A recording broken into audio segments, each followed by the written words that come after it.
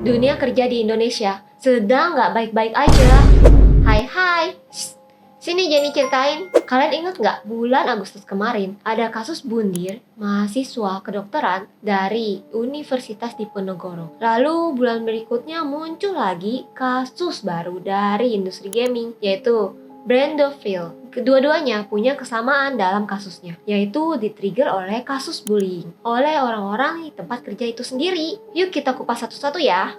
Di malam 12 Agustus, ditemukan Dr. Aulia Risma Lestari meninggal di kamar kosnya di Semarang setelah overdosis obat bius yang disuntikan sendiri ke lengannya. Dr. Risma bisa mengakses obat itu karena dia adalah mahasiswi semester 5 PPDS atau Program Pendidikan Dokter Spesialis Anestesi di Fakultas Kedokteran Undip. Jenazahnya ditemukan dengan alat suntik dan sebotol bekas Roculax yang diketahui sebagai obat pelemas otot di kamar kosannya. Setelah kabar kematiannya diberitakan, jadi banyak orang yang menduga kalau ini adalah kasus bundir akibat bullying. Hal ini dikarenakan di hari-hari terakhir hidupnya, Dr. Aulia bercerita ke keluarga dan orang-orang terdekat bahwa dirinya tidak kuat dengan PPDS dan ingin resign saja. Pesan-pesan dan voice note tentang curhatannya ini seakan-akan dirinya menjadi korban bullying. Akhirnya, investigasi pun dilakukan untuk mengetahui apakah Dr. Aulia meninggal karena bundir akibat bullying atau tidak. Buku harian yang juga ditemukan di kamar kosnya pun jadi salah satu barang bukti polisian. Netizen pun jadi ngecap Undip sebagai sarang pembuli karena muncul bukti screenshot soal pasal-pasalan dokter anestesi yang bahkan gak relevan sama profesi dan sumpah dokter mereka. Udah sok-sokan bikin pasal-pasalan, isinya juga asal-asalan. Anak STM aja malu kali lihat.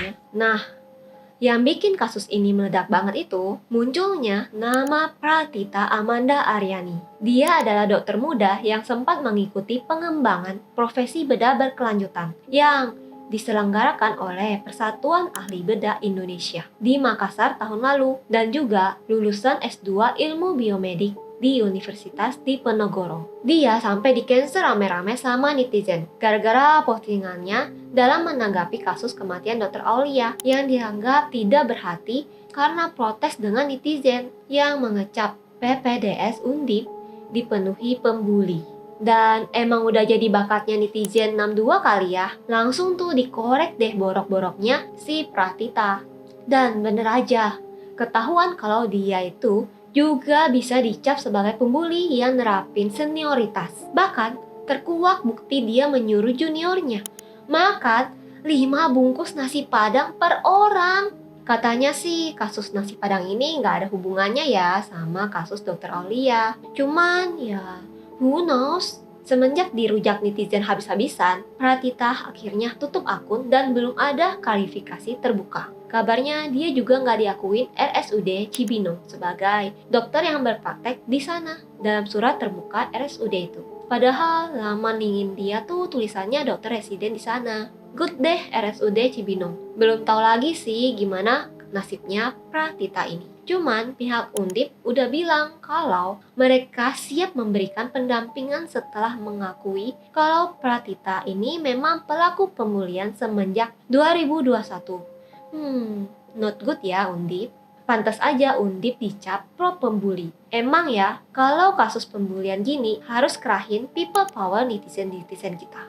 Ngomong-ngomong soal people power, kita lanjut ya ke kasus berikutnya dari Brandoville Studios. Buat orang-orang yang kerja di game industri dan animasi, rata-rata udah dapat kali ya kabarnya soal tutupnya studio ini di pertengahan tahun. Cuma se-Indonesia akhirnya jadi tahu soal studio ini. Dan bahkan Pak Sutri CEO-nya akibat ada mantan karyawan yang akhirnya ngeberaniin diri untuk speak up soal kasus bullying yang dialaminya dan teman-teman kantornya oleh bos mereka, Ken dan Cherry Light.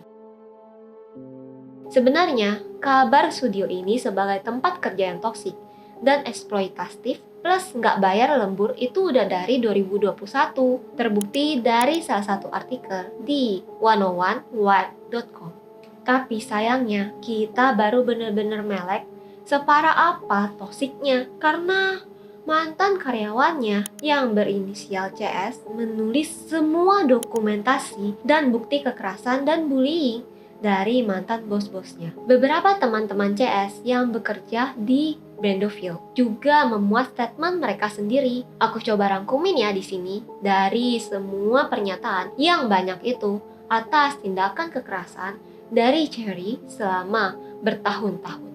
Yang pertama, dan ini aja sebenarnya udah boleh ya dikasusin, yaitu kekerasan fisik. Cherry ini sering banget nampar, nyekik, mukul, ngebenturin kepala karyawannya ke tembok karena kesalahan kecil atau bahkan pas karyawannya nggak salah sama sekali. Ini dialami CS dan teman-temannya. Cherry juga manipulatif banget dan suka gaslighting karyawannya. Dia nggak terima banget kalau ada karyawannya yang cuti sakit, meski ada bukti langsung dari dokter atau RS. Bahkan ada satu karyawannya yang sedang hamil, jadi melahirkan secara prematur karena lembur terus. Dan akhirnya bayinya meninggal beberapa waktu kemudian. Dan tetap aja karyawan yang sedang berduka ini disuruh segera masuk kantor dan dicaci maki. Cherry suka banget caci maki karyawannya. Dikatain kayak binatang, bodoh, body shaming, rasis, dan bahkan diskriminatif terhadap agama orang. Cherry gak ngizinin karyawannya Jumatan. Coba deh kalian pikirin aja sendiri. Bos paling toksik itu kayak apa? Nah, kaliin 40 kali lipat lagi. Nah, itu dia Cherry Lai. Mungkin sampai di sini masih ada yang mikir ya. Cherry begitu karena perfeksionis dan profesional kali.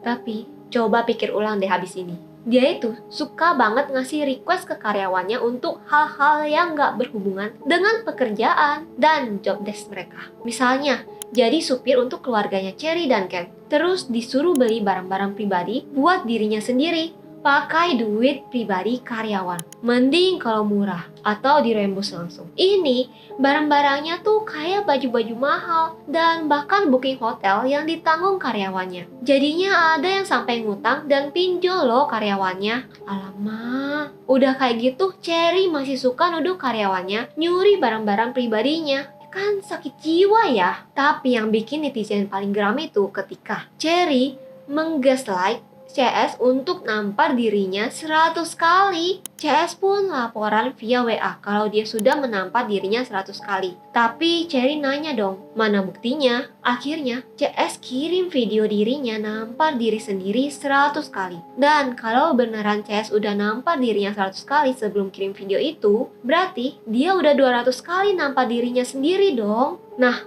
setelah CS kirim video itu ke Cherry, tahu nggak apa replyannya? Emang gua nyuruh lu kirim video? Gak sopan. Lah, sumpah deh. Ini aku bingung banget ya. Di satu sisi aku paham kenapa CS ngelakuin itu. Kemungkinan besar karena takut kali ya. Since industri gaming dan animasi di Indonesia itu kan masih kecil. Jadi orangnya itu-itu aja. CS mungkin takut namanya jelek di industri ini kalau si Cherry fitnah dia. Tapi di sisi lain aku gak tega banget sama CS digituin. Nah, kalau di sisi Cherry sendiri emang dajal aja ya nih orang.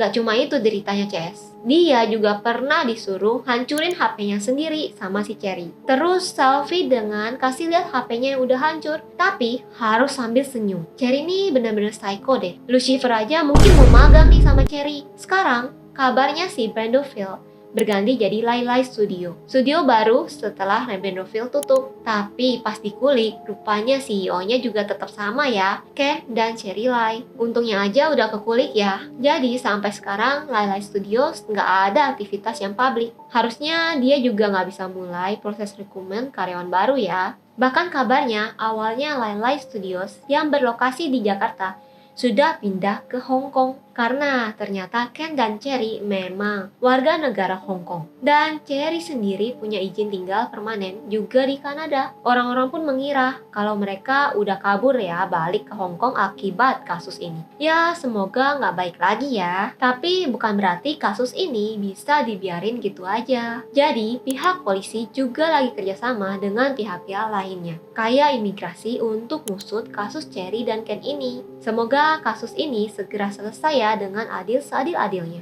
Untuk CS juga semoga lekas sembuh fisik dan mentalnya. Jangan patah semangat.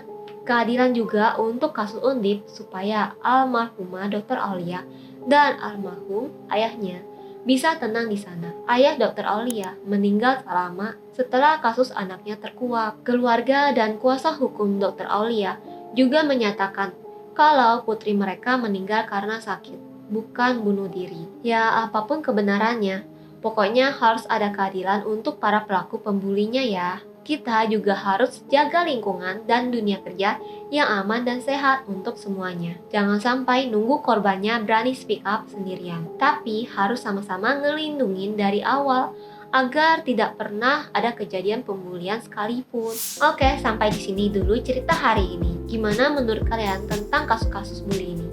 Coba share di kolom komen ya. Dan jangan lupa untuk like, share, subscribe, dan nyalain bel notifikasinya juga ya guys. Dadah!